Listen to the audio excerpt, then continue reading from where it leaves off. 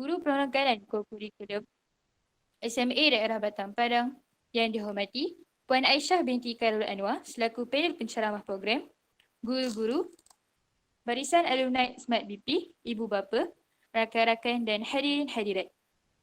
Alhamdulillah, bersyukur kehadirat ilahi dengan inayah dan kurnianya dapat kita sama-sama berkumpul pada Jumaat malam yang penuh barakah ini.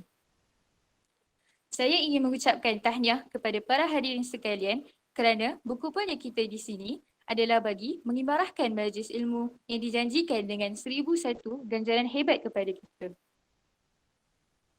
Antaranya, sabda Rasulullah SAW, sesiapa yang menempuh satu jalan untuk mencari ilmu pengetahuan, maka Allah memudahkan baginya satu jalan untuk menuju ke syurga. Riwayat Muslim, insya-Allah. Sedikit latar belakang mengenai penceramah jemputan kita pada malam ini. Puan Aisyah binti Khairul Anwar merupakan eksekutif halal yang kini berkhidmat di Jabatan Syariah dan Pembantuan Halal QSR Brand Holdings Malaysia Berhad. Beliau merupakan graduan Universiti Islam Antarabangsa Malaysia dalam bidang bioteknologi makanan. Pengalaman beliau di dalam bidang halal sejak tahun 2012 telah membolehkan beliau dilantik sebagai maafkan saya. Pengalaman beliau di dalam bidang halal sejak tahun 2012 telah membolehkan beliau dilantik sebagai penasihat program teknologi makanan Polisas dan panel pembangunan National Occupational Standard Halal Salastering. Selain itu,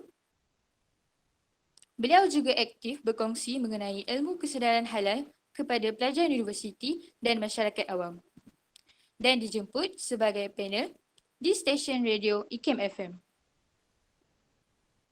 Hadirin dan hadirat sekalian, seperti sedia maklum, tajuk ceramah kita pada hari ini ialah Halalkah makananku? Sempurnakah ibadahku? Antara objektif ceramah ini adalah untuk memberi pengetahuan kepada murid-murid tentang konsep halal dan thayyiban. Seterusnya adalah untuk meningkatkan kesedaran dalam kalangan murid dan para pendengar sekalian akan kepentingan makanan halal dalam kehidupan. Tanpa membuang masa, majlis dengan sukacita menjemput Puan Aisyah binti Khairul Anwar bagi menyampaikan ceramah beliau yang bertajuk Halalkah makananku? Sempurnakah amalanku? Dengan segala hormatnya, dipersilakan. Bismillahirrahmanirrahim. Baik. Assalamualaikum warahmatullahi wabarakatuh. Alhamdulillahirabbil alamin. Wassalatu wassalamu ala asyrafil anbiya'i wal mursalin wa ala alihi wa sahbihi ajma'in. Allahumma salli ala sayyidina Muhammad wa ala ali sayyidina Muhammad. Yang pertama-tamanya kita bersyukur kepada Allah SWT atas limpah kurnia dan inayahnya dapat kita bersama-sama pada malam yang barakah ini di dalam sebuah majlis ilmu yang digelar oleh Nabi Muhammad SAW sebagai taman-taman syurga. Jadi yang pertamanya saya ingin mengucapkan ribuan terima kasih kepada pihak sekolah daerah Batang Padang yang usaha Tuan Haji Muhammad Sofi Jaafar, pengangkanan, guru-guru dan semua pelajar-pelajar sekolah menengah agama daerah Batang Padang yang pertamanya sudi menjemput saya. Saya mendapat jemputan ni mula-mula ni melalui Ustazah Rodiah. Kemudian Alhamdulillah hari ini kita dapat sama-sama lah saya berkongsi sedikit ilmu pengalaman yang saya ada terlibat dalam bidang halal Sebab bila kita bercakap mengenai bidang halal ni, ia ada satu tajuk yang sangat-sangat dekat dengan diri kita sebagai seorang Muslim kerana kita tak boleh lari daripada halal daripada kita punya kehidupan kita ini, kesemuanya mestilah mengikut apa yang Allah SWT telah tetapkan ikut syariat Islam. Jadi saya sangat bersyukur dapat bersama-sama dengan warga Sekolah Menengah Agama daerah Padang, Batang Padang. Okey, pada malam ini insya-Allah. Okey, ramai ni. Jadi apa khabar semua? Harapnya semuanya sihat dalam keadaan kita dilanda wabak ini, wabak pandemik COVID-19 ini diuji oleh Allah SWT. Harapnya semua dapat menjaga kesihatan lah. Okey. Hari ini saya akan berkongsi seperti mana yang telah disebutkan oleh adik pengerusi kita tadi. Sebuah tajuk, halalkah makananku, sempurnakah ibadahku, ya. Jadinya bila kita bercakap mengenai dengan halal ini, sebenarnya ia tidaklah hanya kepada makanan sahaja. Okey. Ianya meliputi segala aspek. Okey, tapi sekarang ni kita fokuskan kepada makanan, okey, sebab siapa yang tak suka makan kan? Okey, kita kena makan untuk meneruskan kehidupan. Kita makan untuk hidup ke hidup untuk makan? Okey, kita makan untuk hidup. Okey, maksudnya makan itu merupakan satu wasilah untuk kita meneruskan kehidupan. Okey, jadi sebagai seorang Muslim, sangatlah penting untuk kita mengambil makanan yang halal, ya. Makanan yang halal. Sebab apa? Sebab kalau kita mengambil makanan yang haram, maka banyak implikasi negatif yang akan terjadi pada kita lah, okay, sebagai seorang Muslim. Okay, jadi saya akan share sedikit presentation. Okay, sekejap. Baik, tengok gambar makanan kan, okay, rasa lapar pula. Okay, harapnya semua dah makan, ya. Apa yang kita faham berkenaan dengan halal, apa yang kita faham tentang halal ni? Bila pengalaman saya banyak buat training, yang rasanya tak akhir saya berjumpa dengan adik-adik lah. Kira adik-adik lah, ya. Tahun lepas, masa tu saya buat training ataupun buat perkongsian kepada adik-adik yang baru sahaja habis SPM. Jadi bila ditanya apa yang difaham halal ini, mereka kata halal ini ada cop halal JAKIM. Halal ini bersih. Jadi macam mana? Apa yang betul di Malaysia? Okey. Kalau kita tengok di sini,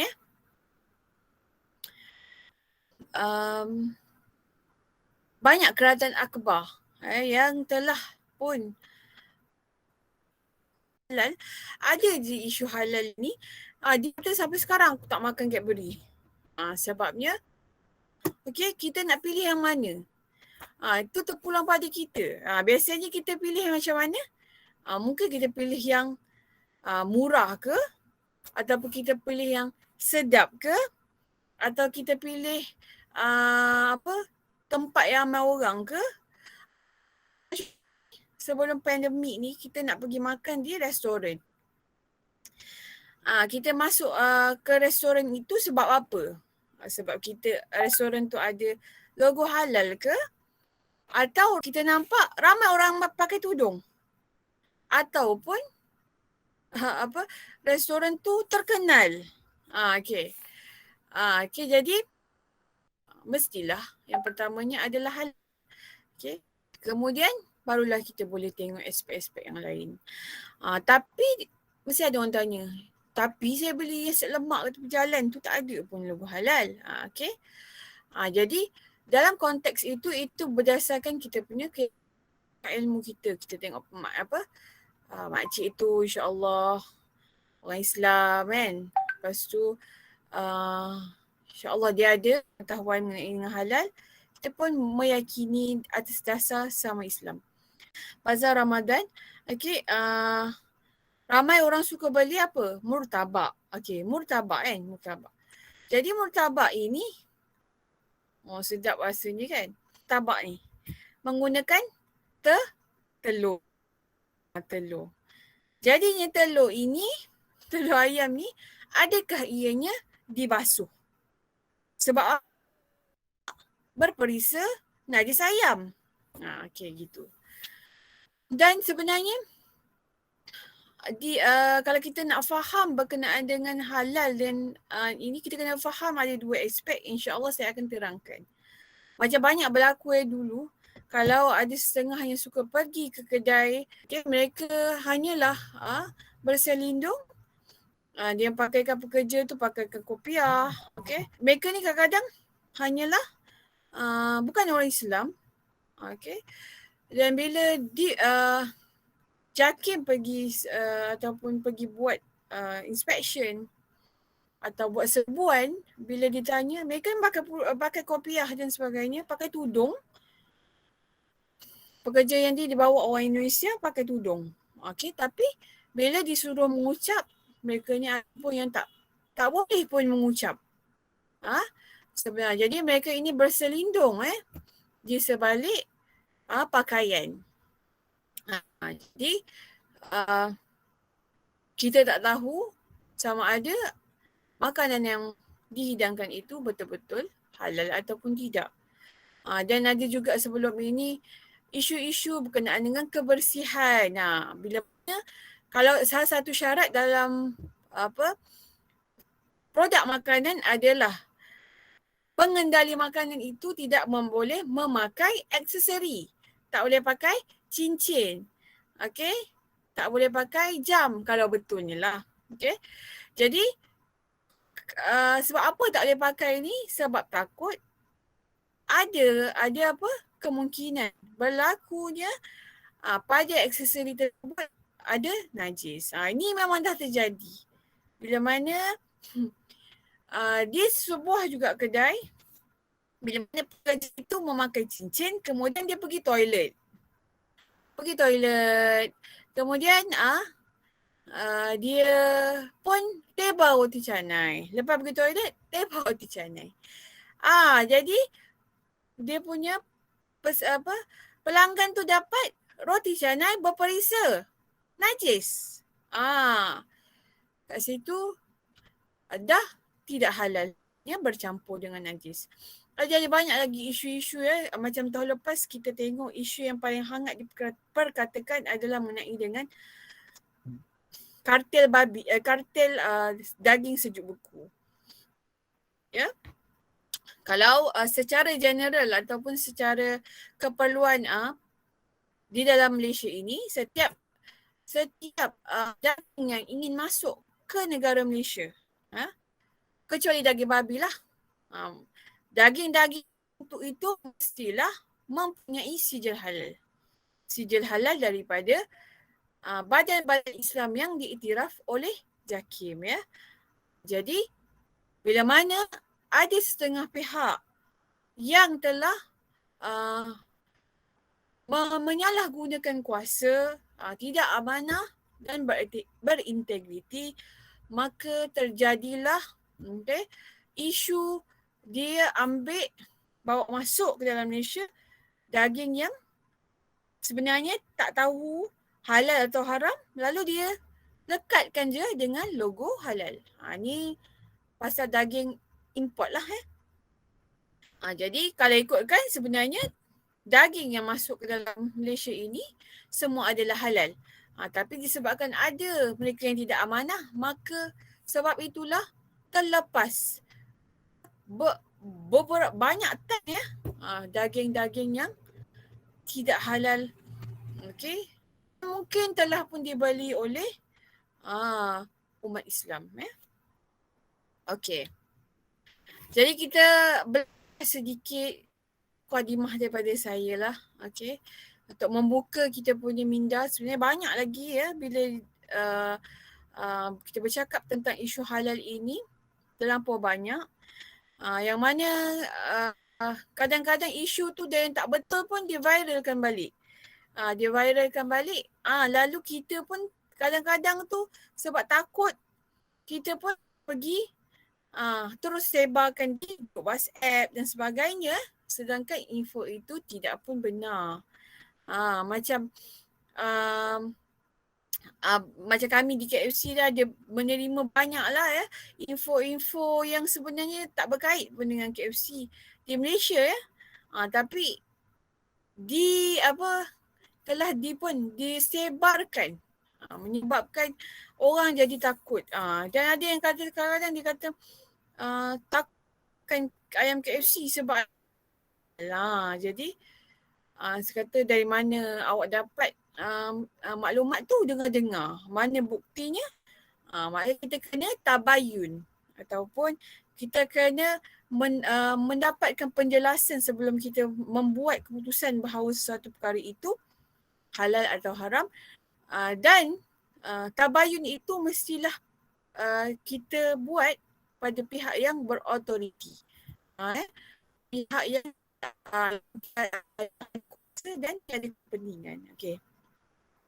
Kita pergi kepada haram. Jadi dalam Al-Quran, sebagai panduan hidup kita sebagai seorang Muslim, kita tahu bahawa sumber perundangan Islam ini ada 4. Yang pertama adalah Al-Quran, yang keduanya adalah Sunnah atau hadis, yang ketiga adalah ijma', yang keempat adalah qiyas. Okey. Al-Quran ini adalah sumber yang pertama yang telah digunakan oleh para ulama kita untuk mengeluarkan hukum ya. Jadinya dalam Al-Quran ini Allah SWT telah menyebut kata halal dan tayyibah ini lebih kurang 11 kali berkenaan dengan makanan lah, yang merujuk pada makanan. Okey. Jadi salah satunya adalah dalam surah Al-Baqarah ayat 168 yang berbunyi a'udzubillahi minasyaitonirrajim. Bismillahirrahmanirrahim. Ya ayyuhan nasu kulu mimma fil ardi halalan tayyiban wa la tattabi'u khutuwatis syaitan innahu lakum aduwwum mubin. Okey. Maksudnya, wahai sekalian manusia, makanlah yang halal lagi baik dari apa-apa yang terdapat di bumi ini dan janganlah kamu mengikut langkah-langkah syaitan. Kerana sesungguhnya syaitan itu adalah musuh kamu yang nyata. Okey. Kalau kita rujuk kepada ayat ini, di mana Allah SWT telah menyebut, Ya ayyuhan nas, wahai sekalian manusia. Kita tahu bahawa dalam Al-Quran ada 2 ayat perintah ni, ada 2 kategori. Yang pertamanya Allah sebut secara general ataupun umum, iaitu wahai sekalian manusia. Dan ayat yang kedua di mana Allah SWT spesifikkan, ya ayyuhallazina amanu, wahai orang-orang yang beriman. Tetapi dalam aspek ataupun perintah makanlah makanan yang halal ini, kulu, kita tahu kul itu adalah apa? Fi'il amar, kan? Fi'il amar. Okey, semua adik-adik belajar bahasa Arab ni. Okey, faham? Jadi kul daripada akala adalah merujuk kepada fi'il amar, iaitu perintah. Okey. Kalau kulu dia jadi untuk jamak, untuk ramai. Okay. Makanlah kamu semua. Okey. Apa yang ada di atas muka bumi ini, okay, makanan yang halal lagi baik. Kat situ Allah tak tinggalkan halal itu sendirian. Allah SWT telah menggabungkannya dengan tayyib, iaitu baik. Okey. Baik. Apa yang dimaksudkan dengan halal dan tayyib? Okey. Bila kita merujuk kepada halal ini, okey, definisinya adalah apa sahaja yang dibenarkan oleh syariat Islam. Dan lawannya adalah yang haram. Kita semua tahu. Okay, jadi kita review balik, kita ulang semula kan. Jadi halal ini adalah segala apa sahaja yang dibenarkan oleh syariat Islam ataupun undang-undang Islam ataupun oleh Allah SWT. Dan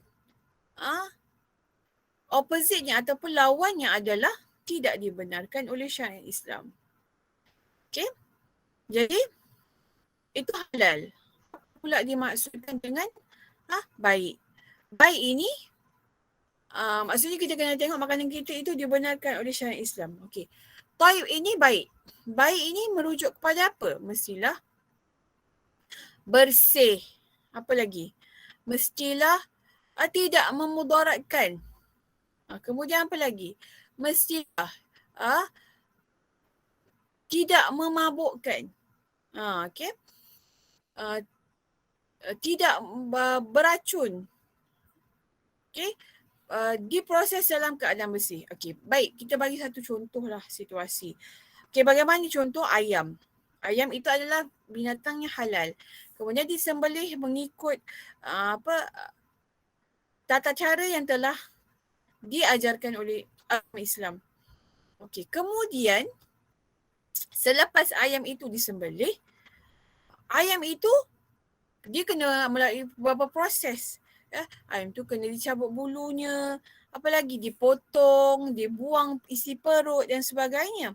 Tapi lepas sembelih, kebanyakan kalau kita tengok kebanyakan, contohlah di setengah pasar, lepas sembelih dicampak ayam tu ke atas lantai. Lantai ni tempat yang kotor kotor. Jadi kemudian ayam tu dicampakkan atas lantai. Jadi bila nak cabut bulu ni, salah satu prosesnya adalah memasukkan ayam ini ke dalam tong yang berisi air panas sebab senang nak cabut bulu ayam. Jadinya di setengah tempat itu, tong itu airnya itu tidak ditukar. Sampailah betul jadi merah darah dah, penuh dah dengan darah. Dia masih lagi gunakan air yang sama. Sedangkan air tu mestilah dirotate, dia mestilah ada kitaran ya. Okey, mesti sentiasa bertukar lah. Kita tak boleh tengok sampai dah keruh darah tu baru kita nak tukar. Tapi itu yang hakikat yang terjadi. Jadi bila kat situ ayam tu memang sembelih secara halal. Tetapi dia jadi tak tayyib. Bila mana kita tahu bercampur dengan darah dan sebagainya boleh menyebabkan mudarat kepada kesihatan kita. Kerana kita tahu bahawa di dalam darah itu selain ianya najis, dalamnya terdapat banyak bakteria. Bakteria ni boleh membawa mudarat kepada kita punya kesihatan. Jadi sebabkan itu kita kena lihat juga aspek tayyib, aspek kebersihan.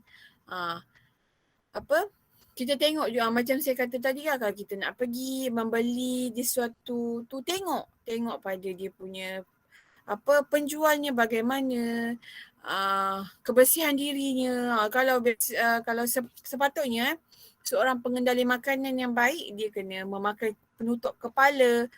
Okey.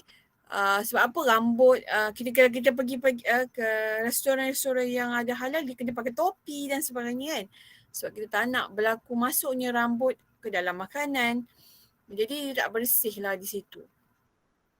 Jadi kita kena tengok lah sebagai seorang pengguna, kena pandai memilih. Jangan kata sebab dia sedap je, kita pun nak beli. Sebab dia viral je, kita nak beli. Okay? Kena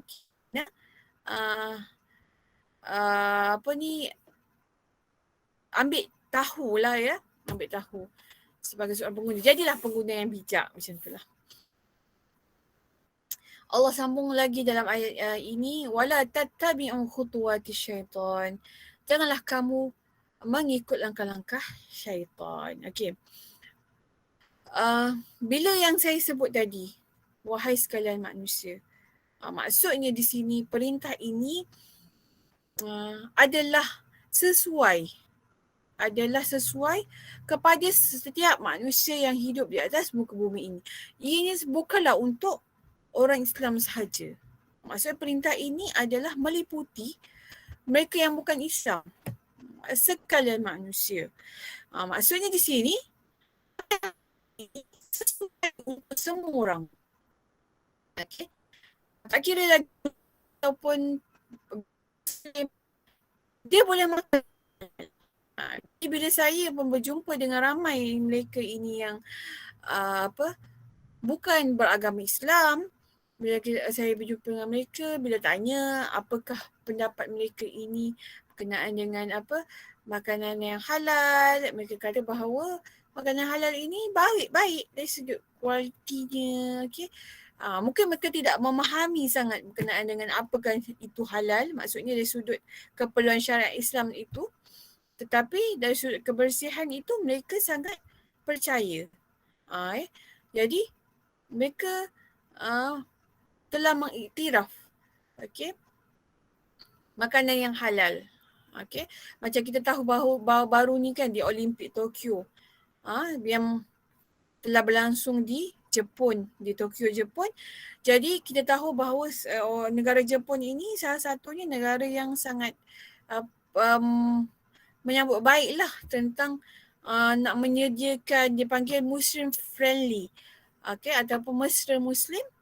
Jadi kat situ mereka telah menyediakan banyak restoran halal, makanan yang halal, apa lagi, ruang solat dan sebagainya lah untuk pengunjung-pengunjung ataupun atlet daripada negara Islam. Okay. Jadi kat situ Allah SWT dalam ayat ini Allah SWT kata janganlah kamu mengikut langkah-langkah syaitan kerana sesungguhnya syaitan itu musuh kamu yang nyata. Okey. Baik. Okey. Kemudian halal haram tengahnya ada syubhah. Apa yang dimaksudkan dengan syubhah? Kalau kita merujuk kepada satu hadis, di mana Nabi SAW telah bersabda innal halala bayyin wa innal harama bayyin wa bainahuma umurun mushtabihat la ya'lamuhun kathirun minan nas. Sungguhnya yang halal itu jelas, yang haram itu jelas, tapi antara keduanya itu ada yang dipanggil sebagai syubhah. Syubhah. Apa yang dimaksudkan sebagai syubhah? Syubhah ini adalah perkara yang dalam hadis itu disebutkan la ya'lamuhun kathirun minan nas. Ramai manusia ini tak tahu apa itu syubhah. Sama ada dia halal ataupun haram. Jadi dia dah jadi grey area ataupun sama-sama. Jadi apa yang bila sama-sama ni dia rasa ragu-ragu. Jadi kalau ragu-ragu kita perlulah elakkan Perlu elakkan. Sebagai contoh bila mana ada satu restoran itu tak ada logo halal contoh tapi kita nampak kat situ restoran tu dia ada tulis no pork, NOPORK, no lard, LARD. Pork ni adalah istilah untuk daging babi dan lard adalah istilah untuk lemak babi. Jadi kita kata dia kata tak ada pork, tak ada lard Jadi kita tengok dalam restoran tu ramai pula ada yang pakai tudung masuk restoran tersebut. Jadi apa? Kita pun rasa macam nak masuk lah. Kat situ kita boleh ada rasa syubhah. Kenapa? Sedangkan kita tahu bukan daging babi saja yang haram. Bagaimana pula dengan alkohol? Bagaimana pula dengan kicap yang digunakan? Bagaimana pula dengan cuka yang digunakan? Adakah dia masukkan arak? Saya kita nak tengok kat situ semua orang bukan Islam je kan. Yang masak kerja-kerja staff tu semua bukan Islam. Jadi patut kita ada rasa syubhah. Jadi bila kita syubhah, kita perlu elakkan. Begitu juga dengan banyak restoran sekarang ni restoran-restoran yang orang kata ada jenama. Bila mana restoran itu juga menjual arak. Ada bar di dalam restoran tersebut. Dia berbeza dengan hotel. So hotel, bar tu dia terasing jauh daripada kitchen. Tapi kalau restoran dia kecil kan. Dia kecil, dalam tu ada bar. Kemudian tepi tu ada kitchen dia kan. Jadi kat situ dia jual arak. Tapi kita tengok banyaklah orang-orang Islam yang pergi ke restoran-restoran sini. Macam ni. Begitu juga dengan restoran sushi sushi. Dia kata, tapi saya suka makan sushi okay. Bukan semua sushi yang haram. Ada yang halal, macam Sushi King tu dia dapat halal. Tapi macam restoran-restoran sushi yang banyak, kalau contohnya di Kuala Lumpur ni banyak restoran sushi ada yang tak ada halal. Tapi orang Islam kita sama je makan itu yang saya nampak. Jadi kebanyakan mereka mereka ini masih lagi tidak betul-betul menitik beratkan soalan halal dan haram ini. Rasa sedap kat mulut je, sedap kat tekak je. Jadi tak apalah yang halal, tak halal tak apalah. Asal aku rasa sebab aku duduk Malaysia ni semua halal. Tapi kita tak boleh macam tu pukul rata. Sebab itulah pentingnya ada ilmu. Sebab itulah hari ini kita belajar sama-sama lah. InsyaAllah. Baik. Ini saya tersilap kat sini. Taib ini adalah bersih, berkualiti dan bernutrisi Baik. Semua makanan adalah halal kecuali yang tidak dibenarkan. Okey, oleh syarak. Okey, dia kata semua makanan adalah halal kecuali yang tidak dibenarkan oleh syarak. Okey. Kita tengok apa yang tak benarkan. Sebab sekarang ni apa yang ada dekat atas muka bumi ini banyak. Jadi Allah SWT telah ciptakan banyak perkara. Jadi kita tengok apa yang tak halal itu tak banyak, sedikit. Tapi yang tak halal tu kadang-kadanglah kita nak pun makan Okay, saya ingat dulu masa saya belajar dulu, saya punya seorang daripada saya punya pensyarah tu bertanya kepada saya, kepada kami lah, kata siapa yang boleh yakinkan bahawa dalam diri dia tak ada makan babi. Masa tu kami dah belajar lah. Semua tak berani nak angkat tangan okay. So bukan kita pernah makan daging babi tu ambil makan, tak. Tapi bila dalam keadaan sekarang ni yang macam banyak sangat ingredients ataupun ramuan-ramuan yang kita tak tahu dari mana, kita cuba menjaga, kita cuba memilih yang halal, tapi kalau termakan itu maksudnya kita tidaklah milih ada babi, tak. Maksudnya kita tak, yang secara kita tak sedar, sebab bila berkaitan dengan satu produk ini, dia melibatkan pelbagai ramuan. Okay. Jadi kita mintalah ampun pada Allah SWT. Sebab kita dah berusaha untuk memilih yang halal. Jadi bila kita kata konsep halal ini, ia mestilah dipanggil ini from farm to fork, ataupun dari ladang ke pinggan. Maksudnya daripada awal lagi penghasilan produk tersebut mestilah halal. Okay, kemudian kalau produk itu dibawa daripada ladang, dibawa pula ke kilang untuk diproses. Okay, mesti halal. Maksudnya dalam proses itu, membawa produk ingredients atau ramuan itu, mesti tak ada berlakunya pencemaran. Okay, kemudian lepas dah siap proses, nak simpan pula mestilah di warehouse yang halal ataupun gudang simpanan yang halal. Kemudian daripada warehouse, dia nak angkut pula ke contoh restoran. So dalam tu pun kena ada halal dan tayyib. Contohnya kalau kononnya produk itu produk susu, dia mestilah dibawa di dalam lori yang ada suhu, dipanggil suhu dingin, iaitu 0 sehingga 4. 0 sampai 4 suhu dingin. Kalau dia bawa daripada susu itu, maka susu itu akan rosak. Susu rosak, maka kita minum sakit perut. Tu yang saya cecik kan. Jadi tak tayyib. Okay. Jadi sampailah kita minum. Ataupun makan produk itu sampai kita masuk mulut kita, barulah itu dikira halal dan tayyib. Okay. Jadi dalam satu rantaian ini, mestilah benar-benar halal. Okay, tak boleh ada satu contoh tiba-tiba nak sampai dah ke pengguna, tiba-tiba ada berlaku pencemaran. Contoh dah halal dah pada A sampai nak pergi Z ni, Tiba-tiba dekat restoran tiba-tiba pekerja tu dia kononnya di tengah masak-masak tiba-tiba dia terpotong jari dia, termasuklah darah setitik. Maka kita pun makan. Maka tidak halal kat situ sebab telah bercampur dengan najis. Jadi kita kena konsep halal ini daripada A sampai Z mestilah perkara tersebut benar-benar halal. Okey. Kita pergi kepada binatang yang haram. Okey. Yang ni mungkin ada adik-adik, okey, para pendidik di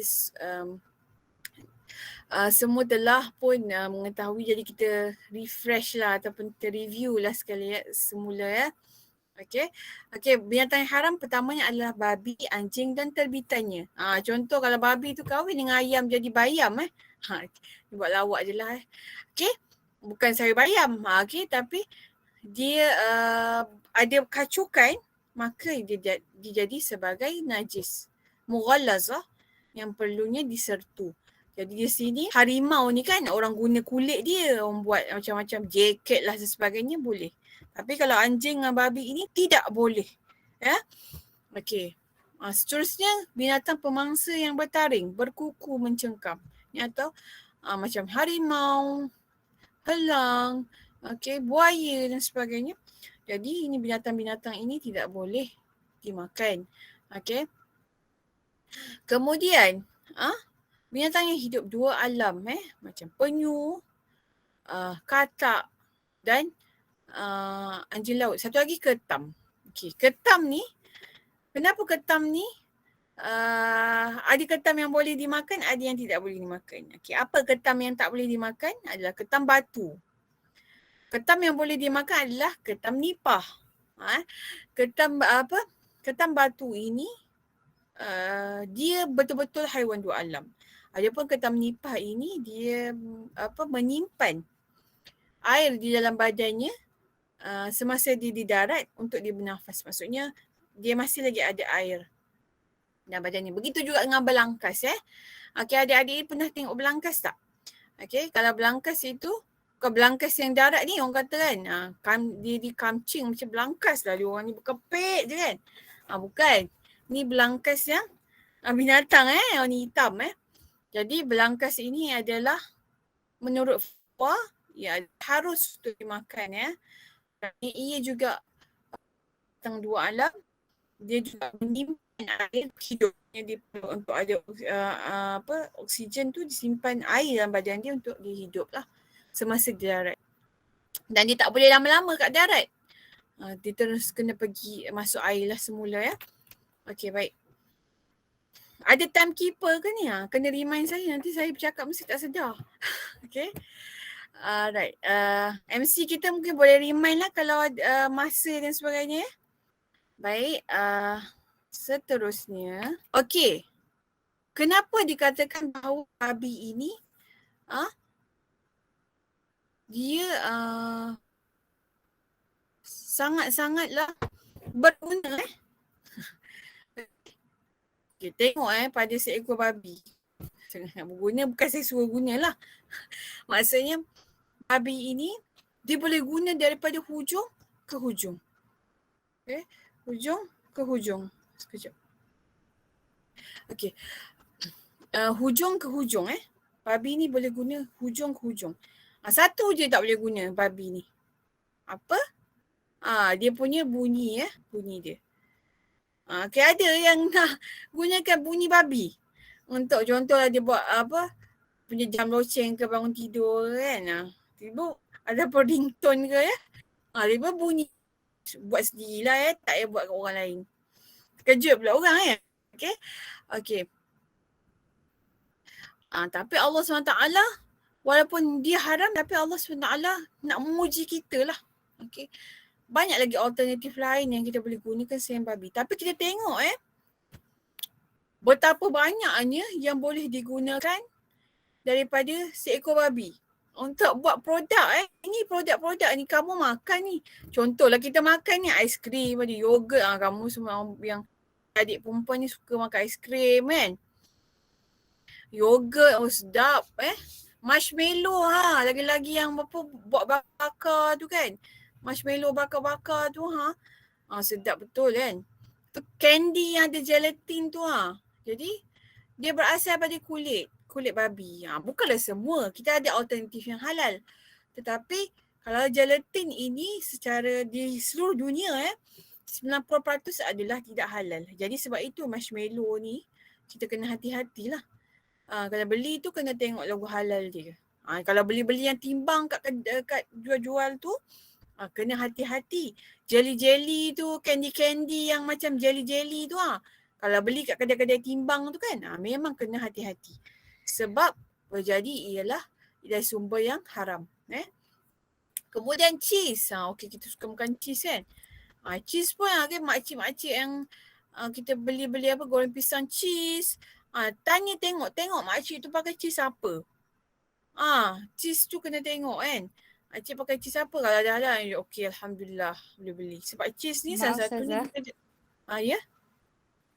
kita ada dalam 15 minit lagi. Okey insya-Allah. Kita ada ni ke sesi soal jawab ke? Ada lah. Okey. Baik. Okey, saya cuba cepatkanlah saya okey. Kalau kemudian sebab apa cheese ini dia memerlukan kepada suatu enzim. Enzim ni protein untuk menyebabkan cheese itu mengeras. Daripada susu tu nak adakan cheese atau keju itu jadi keras, dia perlukan satu enzim ataupun protein yang boleh mengeraskan cheese tersebut. Dan protein itu berasal daripada anak lembu. Jadi anak lembu tak ada masalah sebab halal, tapi sembelih ke tidak? Jadi kena tengok. Okey. Seterusnya tulangnya. Dia tu macam ada kan contoh kalau biasanya lah kalau kita tengok apa pinggan-pinggan mangkuk mak-mak kita ke, tengok ada tak dia kata bone china. Bone china ni dikatakan kebanyakannya adalah daripada tulang babi. Bila orang kata bone china ni, dia porcelain bone china. Jadi tengok, kalau di kat belakang, biasa belakang pinggan tu tulis bone china, itu kita kena hati-hati sebab kemungkinan kebanyakannya adalah daripada tulang babi. Okey, apa lagi? Terlampau banyak kegunaan babi ini. Tapi ada seorang ulama telah ditanya. Dia kata, wahai Syekh, kenapa kita tak boleh makan babi? Kenapa orang Islam tak boleh makan babi? Jadi bila Syekh itu menjawab, dia kata, bawakan aku 2 ekor babi jantan dan seekor babi betina, dan bawakan aku 2 ekor ayam jantan dan seekor ayam betina. Jadi bila dibawakan, bila babi ini mereka mengawan ikut dan dia je. Maksudnya lepas yang babi yang pertama, kemudian yang kedua. Kadang yang sama jantina ni pun sama. Tapi kalau ayam tadi, dia akan berlawan. 2 ekor ayam jantan ni berlawan, salah satu mati, baru dia mengawan dengan yang betina.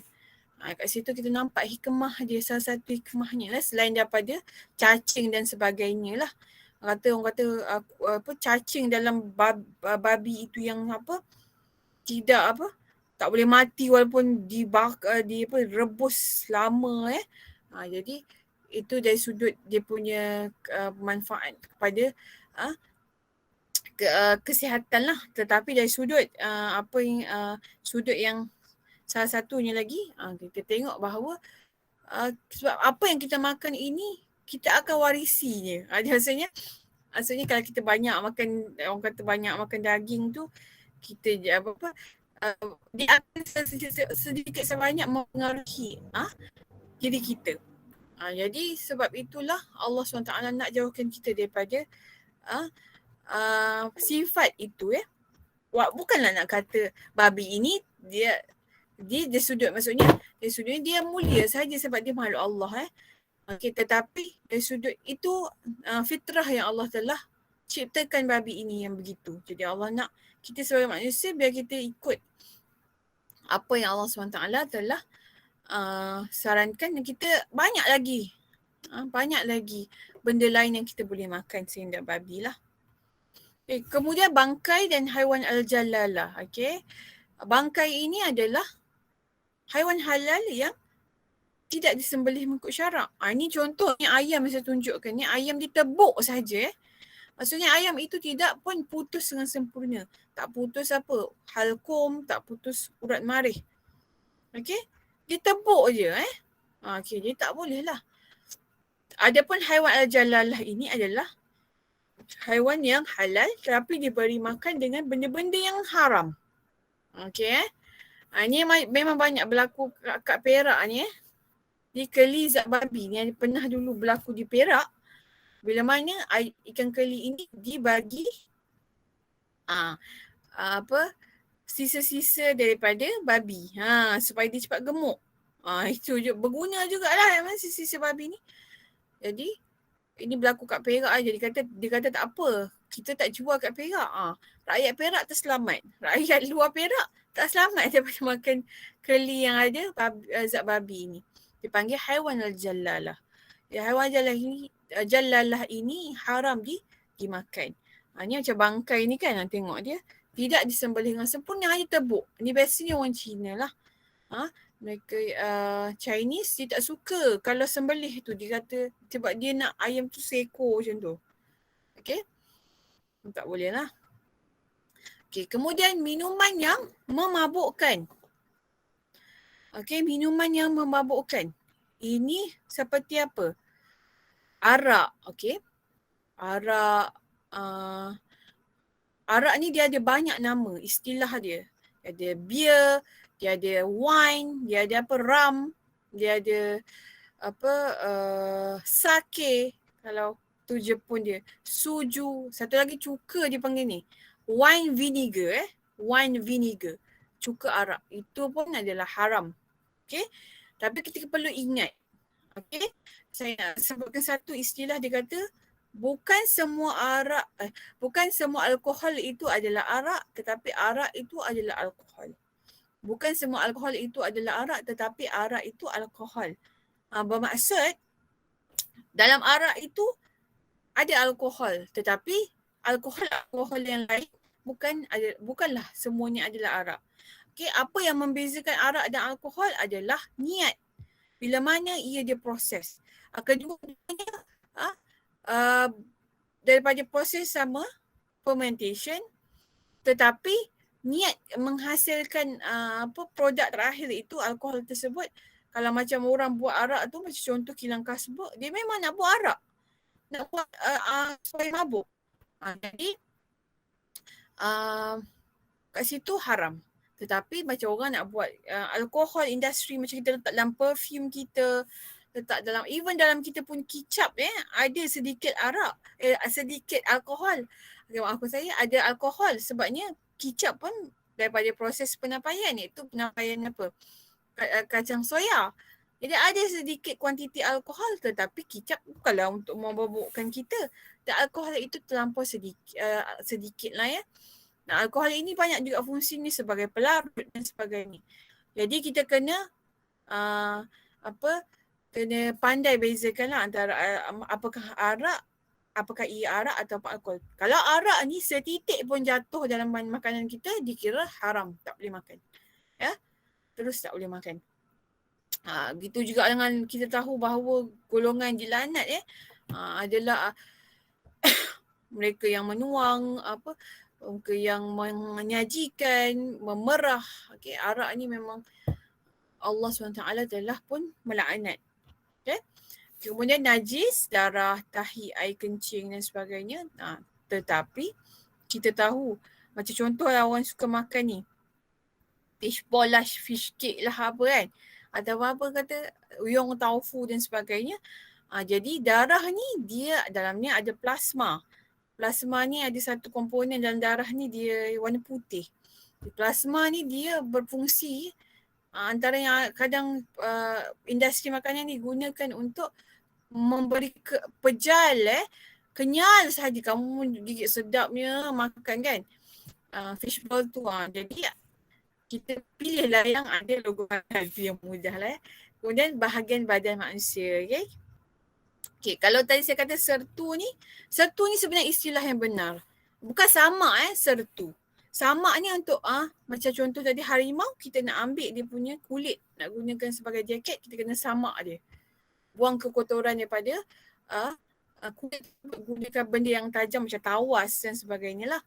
Tapi kalau sertu ni, dia adalah istilah yang sebenar untuk menyucikan najis mughalazah. Jadi kita gunakan 1 basuhan air tanah dan 6 kali basuhan air mutlak. Okey, saya pergi sedikit lah. Ini logo halal Malaysia. Ini salah satunya logo halal di Malaysia yang diterima pakai. Tak bukan logo tu halal alif lam ataupun logo tu bentuk lain sikit, tak.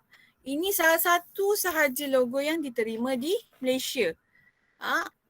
Yang boleh diguna pakai oleh orang Malaysia di Malaysia. Macam tu.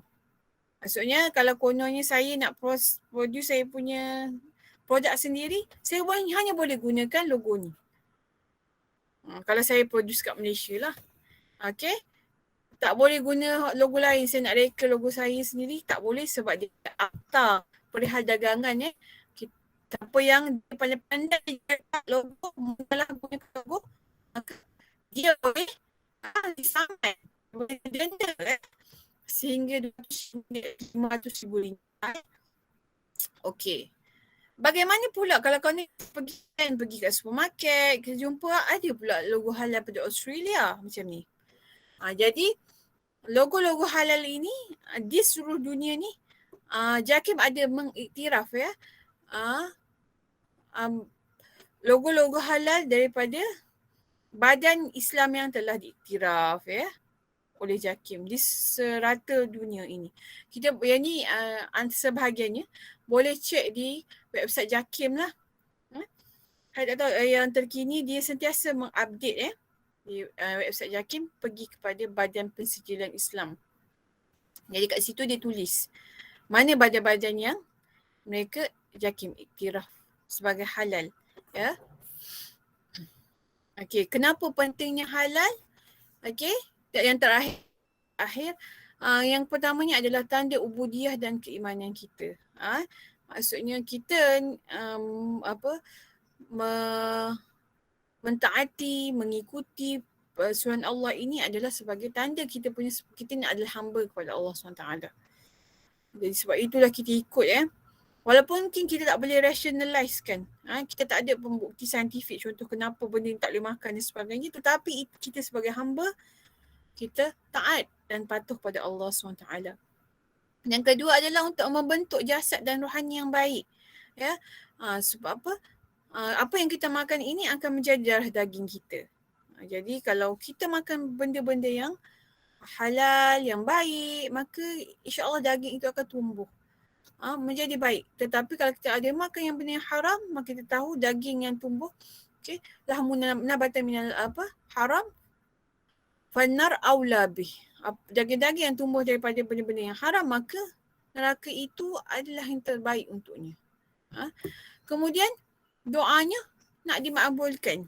Adik-adik semuanya ada yang nak ambil SPM, ada yang nak exam nak dapat satu contohnya, nak dapat straight A's dan sebagainya. Jadi kita nak doa kita dimakbulkan, maka kita makanlah makanan yang halal dari sudut zatnya, maksudnya makanan itu sendiri halal dan sumber perolehan makanan itu mestilah juga dengan halal, maksudnya duit yang kita gunakan membeli. Kalau ibu bapa untuk bawa rezeki yang halal kepada keluarga kemudian semoga amalan kita diterima oleh Allah, sebab kita takut bahawa bila mana kita consume ataupun makan benda-benda yang haram ini, maka amalan kita ditolak. Penatlah kita beribadah tetapi amalan kita ditolak oleh Allah SWT seperti mana yang telah disebutkan dalam hadis yang sangat panjang. Bagaimana seorang lelaki yang bermusafir di padang pasir yang sangat panas dan berdebu, kusut masai dan sebagainya, maka dia pun menadahkan tangannya ke langit dan bersebut, ya Rab, ya Rab, ya Rab. Saya rasa Hadis ni ada dalam satu subjek kot. Saya teringat masa saya form 4 ke form 5 pernah belajar lah. Kata sedangkan makanan yang haram ta'amuhu haram wa mat'amuhu haram wa mashrabuhu haram wa malbasahu haram wa ghudhiya bil haram fa aina yustajabu lah. Bagaimana aku nak kabulkan permohonannya? Okey. Baik, ini hadis daripada riwayat Muslim. Okey.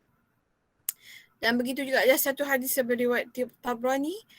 Sungguhnya Nabi Muhammad SAW bersabda, seorang hamba yang makanannya daripada sesuatu benda yang haram di dalam perutnya, maka Allah SWT tidak akan mengabulkan doanya selama 40 hari. Dan daging yang tumbuh daripada makanan yang haram dan riba, maka api nerakalah yang layak baginya. Jadi sebagai seorang Muslim, kita takutlah, kita tak nak. Kita beribadah kepada Allah SWT supaya Allah menerima ibadah dan doa kita. Jadi kita kena memilih yang halal. Okay? Jadi mencari yang halal itu fardu bagi setiap umat Islam. Dan jadilah pengguna yang bijak.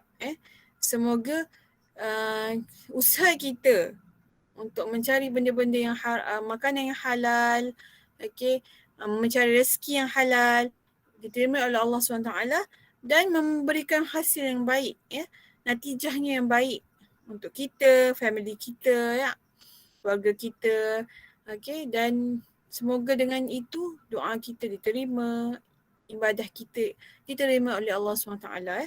Wallahu ta'ala alam. Saya serahkan kepada pengguna kita. Demikianlah tadi ceramah yang telah disampaikan oleh Puan Aisyah binti Khairul Anwar. Terima kasih diucapkan di atas ceramah yang disampaikan sebentar tadi. Secara kesimpulannya, kita bersilah sentiasa mengambil berat terhadap makanan yang halal dan baik seperti firman Allah yang telah disebut oleh penceramah dalam ceramah sebentar tadi. Majlis diteruskan lagi dengan sesi soal jawab. Saya akan bacakan soalan-soalan yang terpilih dari para penonton kita pada hari ini. Soalan yang pertama daripada Nur Ashfa Kaisah binti Ahmad Syafiqi Fikri. Assalamualaikum Ustazah. Saya mahu tanya mengenai pembelian minuman. Bolehkah kita sebagai umat Islam membeli minuman yang diletakkan sekali dengan minuman arak walaupun minuman itu memang halal dan disahkan JAKIM? Mohon penjelasan Ustazah. Baik. Okey, baik. Okey, secara dari sudut syaraknya, minuman itu tidaklah dibuka. Biasanya jual dekat ni kan, dekat supermarket tu dia tak sebelah-sebelah. Okey. Tapi dia tak buka, dia tutup. Dari sudut syaraknya tak ada masalah untuk kita beli.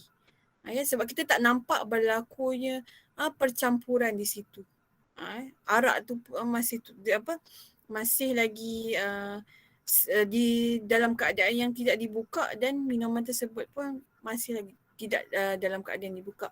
Tetapi kalau bagi premis yang ingin mendapatkan sijil halal, tak boleh langsung ada arak di dalam premis tersebut. Walaupun arak itu tak buka. Dia kata kononnya lah contoh dia kata ni staff saya yang bawa. Saya ada staff bukan Islam. Staff saya yang bawa masuk dalam premis. Tapi dia yang minum. Dia kata macam tu kan. Okey, kita tak terima sebab kita memikirkan banyak kemungkinan. Mungkin staff dia pergi sabotaj ke, tiba-tiba tengah rehat dia pergi masuk kan. Jadi menutup pintu-pintu yang boleh menyebabkan kemudaratan, maka memang tidak dibenarkan arak dalam premis yang ada logo halal. Adapun kalau contoh kita pergi 7-Eleven, nampaklah dia duduk sebelah-sebelah, dari sudut syaraknya tidak ada masalah untuk kita beli. Yang beli arak, beli yang minuman itulah, tak ada masalah. Kalau kita nampak memang tak ada pencampuran, biasanya dia memang seal pun kita ada. Allah Ta'ala alam. Terima kasih di atas jawapan yang telah diberikan. Diharap dapat menjawab persoalan saudari yang bertanya. Baiklah. Dalam masa 10 minit, saya akan bacakan soalan yang terakhir. Baiklah. Okay, soalan daripada Nurzilana binti Zulkifli. Assalamualaikum Ustazah. Saya nak tanya. Pada zaman sekarang, semua penjual mahu mudah dan senang. Jadi, mereka menjaga kebersihan ketika membuat persiapan makanan dengan menggunakan sarung tangan plastik. Jadi, seperti kita tahu, plastik ni mempunyai pelbagai jenis bahan kimia setelah pembuatannya. Adakah lebih baik untuk kita menggunakan sarung tangan itu? Mohon penjelasan Ustazah. Okey. Baik. Sarung tangan plastik ini, biasanya kebiasaannya sarung tangan plastik yang digunakan dalam penyediaan makanan ini, kebiasaannya dia dibuat daripada bahan kimia yang dipanggil food grade ataupun bergrade makanan. Okey, maksudnya bahan kimia itu bukanlah berbahaya. Maksudnya kalau kita termakan sedikit, kita tak adalah kita macam boleh mati kita dan sebagainya. Tapi melainkanlah tiba-tiba benda tu panas sangat, kemudian dia mencair sampai mencair cair, itu dah tak boleh. Okey. Tapi kebanyakan macam contoh dalam pembuatan makanan, kita macam sanitizer kan, kita tahu sanitizer, kita tahu sarung tangan plastik, benda-benda kimia ni kita ada gunakan. Okey, tetapi pembasuh pencuci pinggan itu semua dipanggil bahan kimia itu dipanggil food grade ataupun bergrade makanan. Maksudnya bila dia masuk dia termasuk sedikit di dalam makanan. Maksudnya kalau contoh ada kita makanan ada sedikit lah contoh sisa dia termasuk dalam makanan, selamat untuk kita. Tak adalah kita kata pergi curah pula kan makanan itu sabun tu ke dalam kita punya, tidaklah, tak boleh macam tu lah. Tapi kalau ada sikit kata sisa dia termasuk dalam makanan dikira selamat. Tapi persoalan kat sini sekarang bukan mengenai dengan plastik itu satu, tetapi adakah penjual itu menggunakan plastik yang sama daripada pagi sampai petang? Sebab sepatutnya plastik itu adalah plastik pakai buang. Dia tak boleh digunakan daripada contoh dia berniaga pasar malam, berniaga daripada pukul 4 petang sampai 10 malam. Plastik yang sama, sarung yang sama, itulah dia bawa pegang duit, itulah yang dia buat pegang gaul kepala, itu yang dia buat gaul hidung. So tak boleh lah. Sepatutnya plastik tu dia dipanggil pakai buang. So guna sekali je, lepas tu ganti yang lain. Tapi biasalah peniaga ni yang kata tadi nak jimat kan, nak senang, jadi digunakan yang sama. Okay, jadi kita kena pandai memilih. Okay, kalau rasa geli tak payah beli kan. Itu je lah. Kalau rasa tak geli, okey lah, terpulang. Allah Ta'ala alam. Terima kasih di atas jawapan yang telah diberikan. Diharap dapat menjawab soalan saudara yang bertanya. Terima kasih diucapkan kepada Ustazah Aisyah di atas ceramah yang disampaikan sebentar tadi. Syabas kepada para hadirin yang dirahmati Allah sekalian di atas perhatian dan sokongan yang diberikan sepanjang berlangsungnya sesi ceramah sebentar tadi. Semoga kita dapat beramal dengan ilmu yang disampaikan dan dapat juga berpesan-pesan kepada mereka yang tidak berkesempatan hadir. Sekian saja untuk kali ini. Mohon maaf dari saya sekiranya ada terkasar bahasa, terlanjur bicara sepanjang saya mengendali majlis ini. Saya juga nak ucapkan terima kasih sekali lagi kepada semua warga, pendidik dan pelajar di SMA daerah Batang Padang. Okay, saya sangat bersyukur dapat sama-sama berkongsi ilmu, dan saya juga memohon maaf lah sekiranya ada tersalah, terkasar bahasa sepanjang saya menyampaikan ilmu dan berkongsi ilmu dengan semua. InsyaAllah di lain kesempatan sekiranya kita ada jodoh lagi, kita bertemu lagi di lain kesempatan. Qulu qawli hadha wa astaghfirullah li wa lakum. Assalamualaikum warahmatullahi wabarakatuh. Pohon berangan tempat bertemu, girang yang rasa si anak dara. Baliklah tuan membawa ilmu, binalah bangsa, bangunkan negara. Sesungguhnya yang baik itu datangnya dari Allah Subhanahu Wa Taala, yang kurang itu dari kelemahan saya sendiri. Sekian, aku qauli hadza wa astaghfirullah li wa lakum. Wabillahi taufiq wa hidayah. Wassalamualaikum warahmatullahi wabarakatuh.